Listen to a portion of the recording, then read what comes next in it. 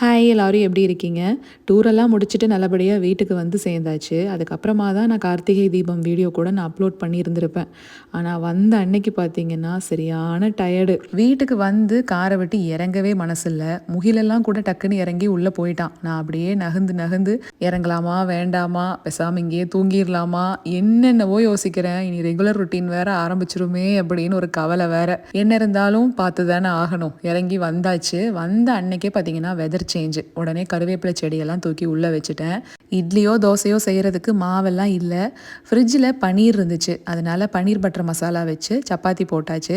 முகிலுக்கு school இருந்துச்சு. அதனால் அவனுக்கு இதையே பேக் பண்ணி கொடுத்து விட்டுட்டேன். நாங்களும் பிரேக்ஃபாஸ்ட்டுக்கு இதையே சாப்பிட்டுக்கிட்டோம். 1000 சொல்லுங்க, என்னதான் விதவிதமாக வெளியில் போன இடத்துல வாங்கி சாப்பிட்ருந்தாலும் வீட்டுக்கு வந்து நம்ம ஊர் சாப்பாடை சாப்பிட்றப்ப கிடைக்கிற திருப்திக்கு ஈடுனா வேறு எதுவுமே இல்லை. அன்னைக்கு அப்படி தான் இருந்துச்சு எங்களுக்கு. சரிங்க, நாளைக்கு ஒரு ஷார்ட்ஸில் பார்க்கலாங்களா?